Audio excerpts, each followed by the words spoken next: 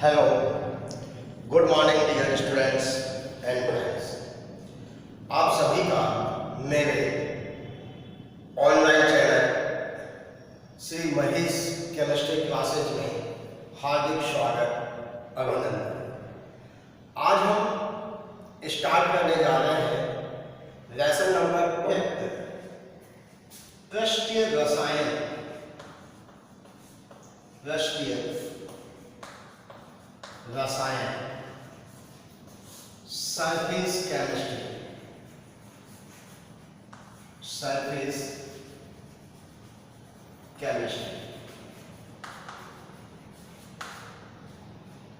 तो जैसा कि नाम से पता चल रहा है कि पृष्ठीय रसायन, तो परिभाषा क्या होगी कि रसायन विज्ञान की वह शाखा, रसायन विज्ञान कि वह शाखा जिसके अंतर्गत पदार्थ के पृष्ठ पर होने वाले परिवर्तनों का अध्ययन किया जाता है, पृष्ठीय रसायन कहलाती है। एक बार फिर से सुने कि रसायन विज्ञान की वह शाखा जिसके अंतर्गत पदार्थों के पृष्ठ पर होने वाले परिवर्तनों का अध्ययन किया जाता है, पृष्ठीय रसायन कहलाती है। इस लेसन के अंदर कुछ शब्द काम में आएंगे, तो जिन्हें हमें समझना आवश्यक है। सबसे पहले अर्थ, शब्दों का अर्थ, मीनिंग समझे। पहला है अधिशोष्य, एडजॉर्बेंट। अधिशोष्य, तो अधिशोष्य क्या होता है, एडजॉर्बेंट क्या होता है? अधिशोषक की सतह पर, अधिशोषक की सतह पर अधिशोषित या संचित यानी कि जमने वाला पदार्थ अधिशोष्य कहलाता है। अधिशोषक की सतह पर संचित होने वाला, जमने वाला पदार्थ अधिशोष्य कहलाता है। दूसरा है अधिशोषक। अधिशोषक, एडजॉर्बेंट।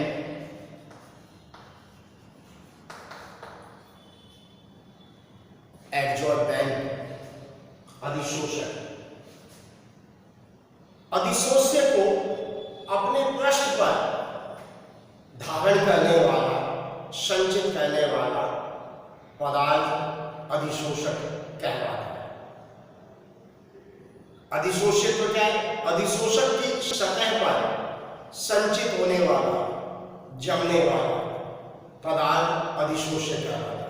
और अधिशोषित जिस सतह पर, पदार्थ की जिस सतह पर संचित होता है, जमता है, अधिशोषक कहलाता है।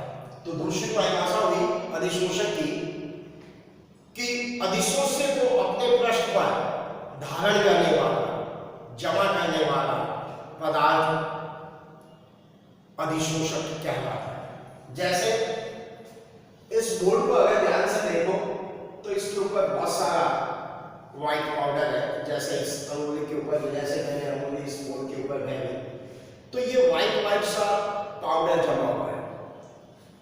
तो ये जो पाउडर है, चॉक पाउडर, ये हुआ अधिशोष्य।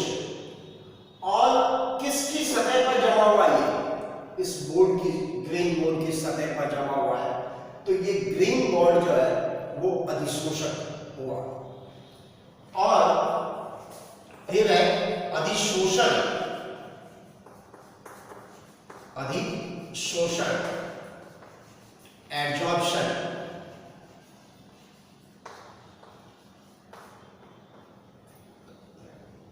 अधिशोष्य का अधिशोषक की सतह पर, अधिशोष्य का अधिशोषक की सतह पर अधिशोषित यानी कि संचित होने की प्रक्रिया अधिशोषण कहलाता है। तो अधिशोष्य का अधिशोषक की सतह पर संचित होने की प्रक्रिया अधिशोषण कहलाता है। जैसे कि चॉक पाउडर इस ग्रीन बोर्ड के ऊपर जमा हुआ है, तो जमने का जो प्रोसेस है, प्रक्रिया है, वो अधिशोषण है। चॉक पाउडर इसमें अधिशोषण और पूरा ग्रेन बोर्ड अधिशोषण। तो जो पदार्थ जमता है, संचित होता है, वो अधिशोषण, और पदार्थ जिसकी सतह पर जमा हुआ है वो पदार्थ जो है अधिशोषक। और अधिशोष्य का अधिशोषक की सतह पर जो संचित होने की प्रक्रिया है वो अधिशोषण कहलाता है। तो सबसे पहले अपने को ये टर्म्स समझ में आनी चाहिए कि अधिशोष्य क्या है, कि जो पदार्थ जमता है। जैसे किसी भी दीवार के ऊपर डस्ट जमी होती है तो वो डस्ट जो है वो अधिशोष्य। अपनी पूरी बॉडी के चारों ओर एक गैसों का आवरण है तो ये गैस जो है वो अधिशोष्य। अगर दीवार की बात करें तो दीवार जिसके ऊपर डस्ट या गैस का आवरण है तो वो अधिशोष्य, दीवार अधिशोषक, अपनी बॉडी अधिशोषक। और जो अधिशोष्य और अधिशोषक परस्पर आपस में जिस बंध द्वारा बंधित रहकर के ये जो बंधित रहते हैं, तो ये जो प्रोसेस है ये अधिशोषण कहलाता है। अधिशोषण एक ऊष्माक्षेपी प्रक्रिया है। एड्सॉर्प्शन जो है एक एक्सोथर्मिक प्रोसेस है, ऊष्माक्षेपी प्रक्रिया में।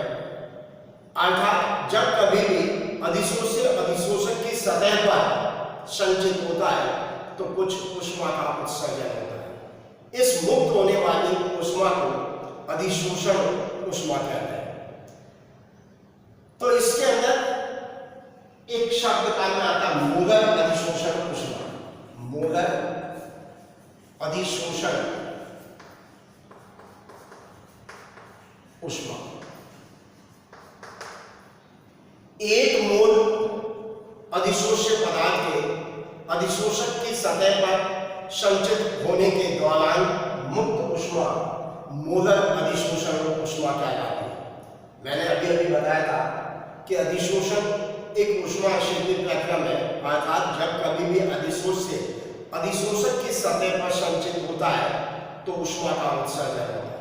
कितनी ऊष्मा मुक्त हुई वो अधिशोषण ऊष्मा कहलाती है।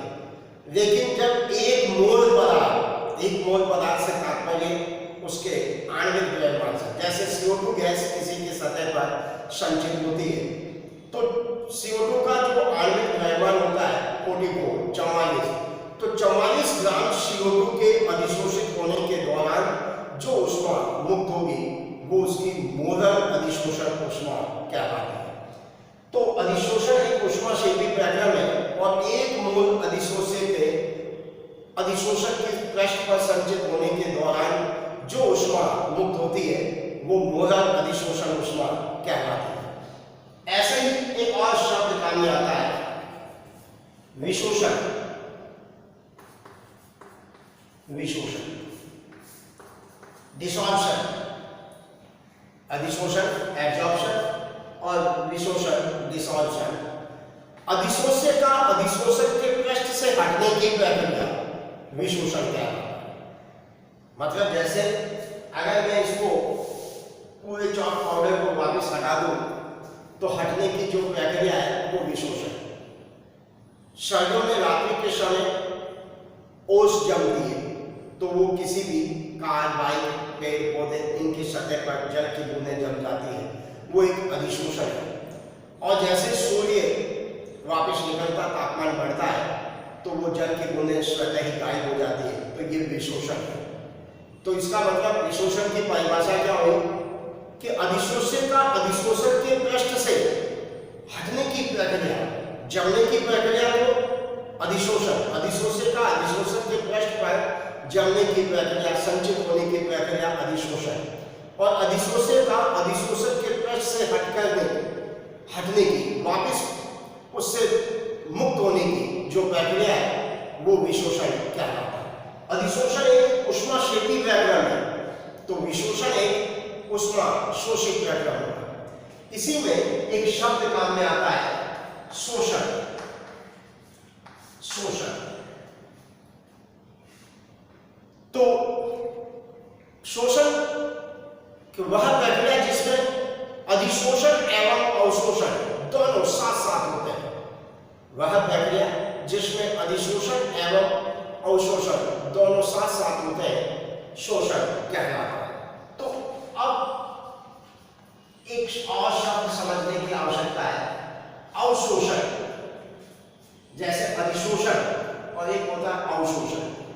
तो देखिए आप प्रैक्टिकली कि मैं एक चौक और एक पेन को पानी के अंदर डिप करके वापस बाहर निकालता हूं, तो आप देखोगे कि पानी जो है केवल इस पेन की सतह पर ही जमेगा, पानी अंदर तक नहीं जा पाएगा।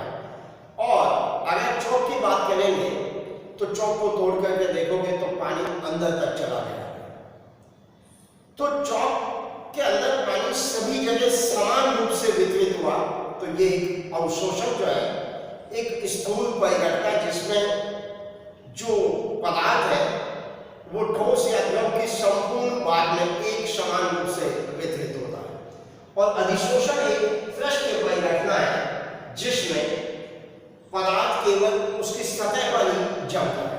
तो अवशोषण और अधिशोषण में हमें मुख्य जो अंतर समझना है कि अधिशोषण, जैसे प्रश्न आ जाता है कि अधिशोषण और अवशोषण में अंतर लिखिए, तो एक साइड पर अधिशोषण, दूसरे साइड में अवशोषण। तो अधिशोषण एक पृष्ठ परिघटना है, अर्थात इसमें पदार्थ की सांद्रता में परिवर्तन केवल पृष्ठ पर होता है। अवशोषण एक स्थूल परिघटना है जिसमें सांद्रता में परिवर्तन संपूर्ण भाग में एक समान रूप से होता है। दूसरा, अधिशोषण प्रारंभ में तेजी से होता है और फिर धीरे धीरे कम होता जाता है। अवशोषण संपूर्ण प्रक्रिया के दौरान एक समान वेग से होता है। तीसरा, अधिशोषण में पदार्थ के पृष्ठ पर, अधिशोषण के पृष्ठ पर सांद्रता अधिक रहती है और आंतरिक भाग में सांद्रता कम रहती है। अवशोषण में संपूर्ण भाग में सांद्रता एक समान रहती है। तो ये अधिशोषण और अवशोषण में अंतर है। इसमें भी दो प्रकार के अधिशोषण हो सकते हैं, एक धनात्मक अधिशोषण और एक ऋणात्मक अधिशोषण। धनात्मक अधिशोषण में क्या होता है कि यदि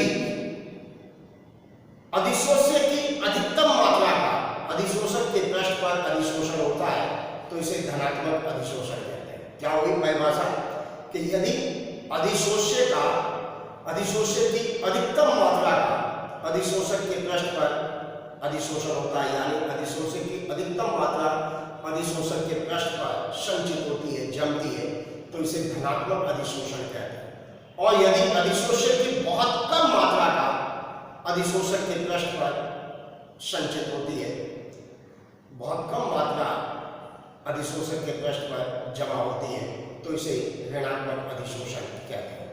तो ये जो लेसन अपन ने पृष्ठीय रसायन स्टार्ट किया था, इससे संबंधित इंट्रोडक्शन, कुछ महत्वपूर्ण शब्द और उनकी परिभाषाएं, इसको आगे कंटिन्यू करेंगे अपन नेक्स्ट क्लास में। धन्यवाद। जय हिंद, जय भारत। जिसने अभी तक मेरे चैनल को सब्सक्राइब नहीं किया है वो प्लीज मेरे चैनल को सब्सक्राइब करें, वीडियो देखें, समझने की कोशिश करें, इससे नोट्स बनाएं, लाइक करें मेरे वीडियो को, कमेंट्स करें। जय हिंद, जय भारत।